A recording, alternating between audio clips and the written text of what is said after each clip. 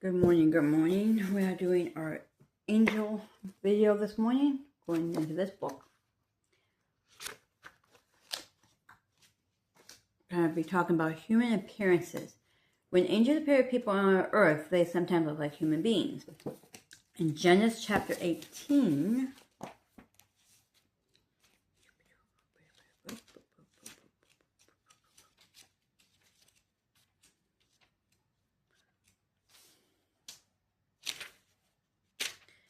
Genesis chapter 18. And the Lord appeared unto him in the plains of Mamre, and he sat in the tent door in the heat of the day. And he lifted up his eyes and looked, and lo, 3 men stood by him. And when he saw them, he ran to meet them from the tent door, and bowed himself towards the ground, and said, My Lord, now I have found favor in thy sight. Pass now away, I pray thee, from thy servant. Let a little water, I pray, be fetched, and wash your feet, and rest yourselves under the tree. And I will fetch a morsel of bread, and comfort ye your hearts after that ye shall pass on. For therefore are ye come to your servant. And they said, So do as thou hast said. And Abraham hastened into the tent unto Sarah, and said, Make ready quickly 3 measures of fine meal, knead it, and make cakes upon the hearth. And Abraham ran into the herd, and fetched a calf tender and good, and gave it unto a young man, and he hastened to dress it. And he took butter and milk, and the calf which he had dressed, and set it before them, and he stood by them under that tree, and they did eat. And they said unto him, Where is Sarah thy wife? And he said, Behold, in the tent. And he said, I will certainly return unto according to the time of life, and lo, Sarah thy wife shall have a son. And Sarah heard it in the tent door which was behind him. Now Abraham and Sarah were old and well stricken in age, and it ceased to be with Sarah after the manner of women. Therefore Sarah laughed within herself, saying, After I am waxed old, shall I have pleasure, my Lord, being old also? And the Lord said unto Abraham, Wherefore did Sarah laugh, saying, Shall I of certainty bear a child, which I am old? Is anything too hard for the Lord? As the time appointed, I will turn unto thee according to the time of life, and Sarah shall have a son. Then Sarah denied, saying, I laughed not, for she was afraid. And he said, Nay, but thou didst laugh. And the man rose up from thence, and looked toward Sodom. And Abraham went with them to bring them on the way. And the Lord said, Shall I hide from Abraham that thing which I do? Seeing that Abraham shall surely become a great and mighty nation, and all the nations of the earth shall be blessed in him. For I know him, that he will command his children and his household after him, and they shall keep the way of the Lord, to do justice and judgment, that the Lord may bring upon Abraham that which he has spoken of him. And the Lord said, Because the cry of Sodom and Gomorrah is great, and because their sin is very grievous, I will go down now and see whether they have done altogether according to the cry of it, which is come unto me, and if not, I will know. And the men turned their faces from thence, and went toward Sodom. But Abraham stood yet before the Lord. And Abraham drew near, and said, Wilt thou also destroy righteousness with the wicked? Peradventure there be 50 righteousness within sea, wilt thou also destroy, and not spare the place for the 50 righteousness that are therein? That be far from thee to do after this manner, to slay the righteousness with the wicked, and that the righteousness should be as the wicked. That be far from the shall not the judge of all the earth to do right. And the Lord said, If I find in Sodom 50 righteousness within the sea, then I will spare all place for their sakes. And Abraham answered and said, Behold now, I have taken upon me to speak unto the Lord, which am but dust and ashes. Peradventure there shall lack 5 of the 50 righteousness, while thou destroy all the sea for lack of 5. And he said, If I find there 45, I will not destroy it. And he spoke unto him yet again, and said, Peradventure there shall be 40 found there. And he said, I would not do it for 40's sake. And he said unto him, O let not the Lord be angry, and I will speak. Peradventure there shall 30 be found there. And he said, I will not do it, if I find 30 there. And he said, Behold now, I have taken upon me to speak unto the Lord. Peradventure there should be 20 found there. And he said, I will not destroy for 20's sake. And he said, O let not the Lord be angry, and I will speak yet for this once. Peradventure 10 should be found there. And he said, I will not destroy for 10's sake. And the Lord went his way as soon as he had left communion with Abraham, and Abraham returned unto his place. And this is talking about like the angel that appeared with appearance of men that accompanied the Lord when he spoke to Abraham about the destruction of Sodom and Gomorrah. And we're going to recap that. Very well. That's we don't have to. And we're talking about the angels who came to rescue Lot and his family from Sodom. The same angels who visited Abraham visited Lot also. And you see that in Genesis chapter 19, verse 1 through 29. And there came two angels to Sodom at even, and Lot sat in the gate of Sodom, and Lot seeing them rose up to meet them, and he bowed himself with his face toward the ground. And he said, Behold now, my lords, turn in, I pray ye, into your servant's house, and tarry all night, and wash your feet, and you shall rise up early and go on your ways. And they said, Nay, but we will abide in the street all night. And he pressed upon them greatly, and they turned in unto him, and entered into his house, and he made them a feast, and did bake unleavened bread. And they did eat. But before they lay down, the men of the sea, even the men of Sodom, compassed the house round, both old and young, all the people from every quarter. And they called unto Lot, and said unto him, Where are the men which came into thee this night? Bring them out unto us, that we may know them. And Lot went out at the door unto them, and shut the door after him, and said, I pray you, brethren, do not so wickedly. Behold, now I have two daughters, which have not known men. Let me, I pray you, bring them out unto you. Do ye to them as is good in your eyes, only unto these men do nothing. For therefore came they under the shadow of my roof. And they said, Stand back. And they said again, This one fellow came in sojourn, and he will needs be a judge. Now will we dare work with thee than with them? And they pressed forth upon the man, even Lot, and came near to break the door. But the man put forth their hands, and pulled Lot into the house to them, and shut the door.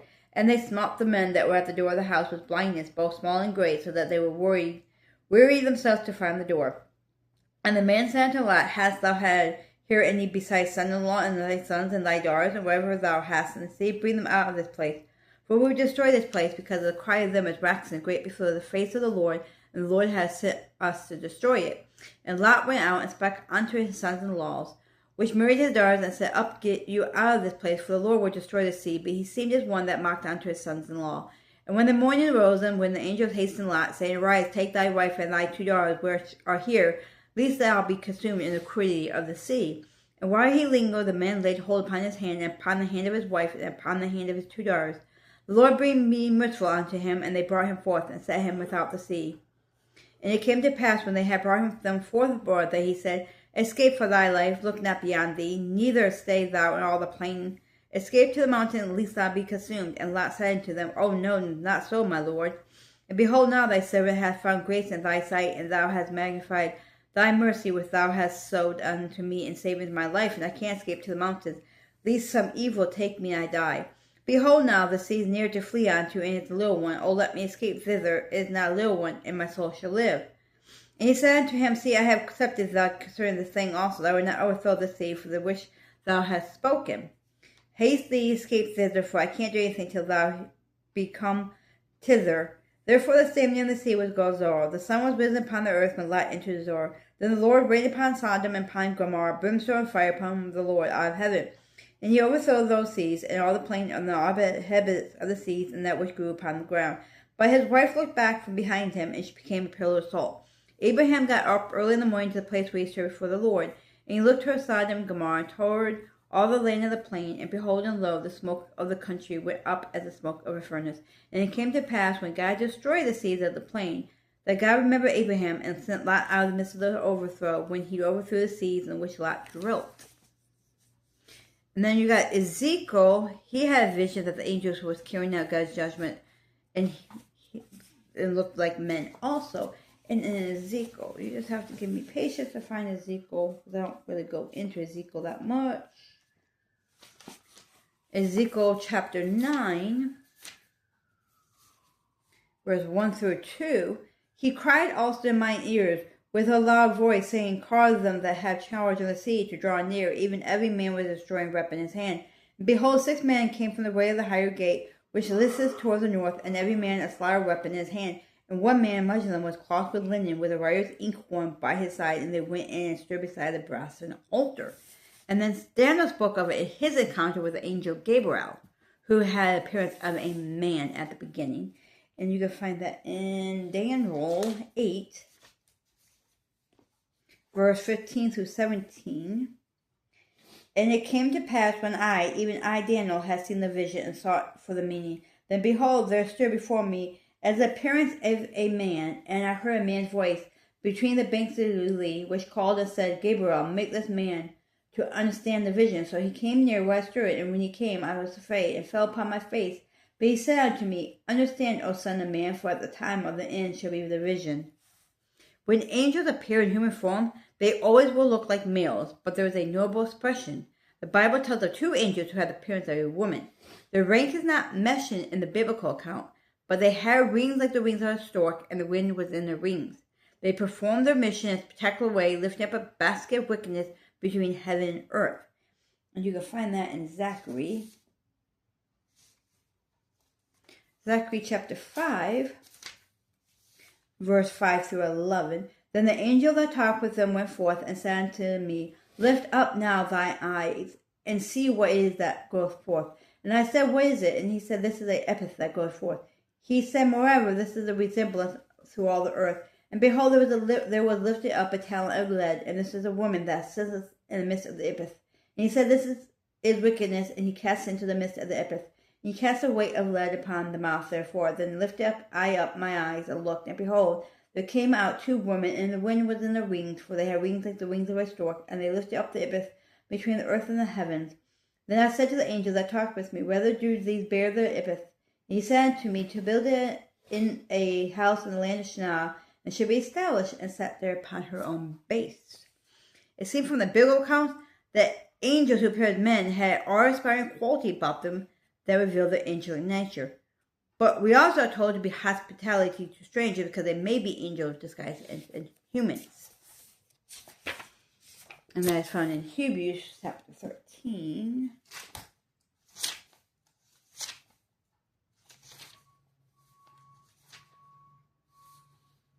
13:2. Be not forgetful to entertain strangers, for thereby some have entertained angels unaware. We may see an angel, but cannot even recognize them, because the presence of angels is hidden from us to prevent us from slipping into the worship of angels and keep us focused on our true calling. God wants us to love and serve only Him, not only in that presence of the angels, but also the presence of human beings are precious in His sight.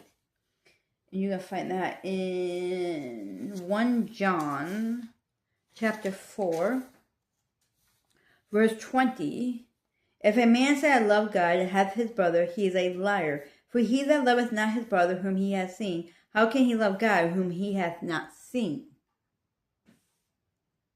And then we're talking about God mudging us. The Bible teaches us there are really angels mudging us. We may see them sometimes and not even realize it. Other times we may sense their presence and know that they're with us. There are certain times when we think we desperately need them, but they're elsewhere. But if we believe the Bible, we must understand that angels are always around us. They're helping us, guiding us, watching over us as they carry out God's will in earth. Seen or unseen, God's angels serve Him in love and give Him the glory, and we should also.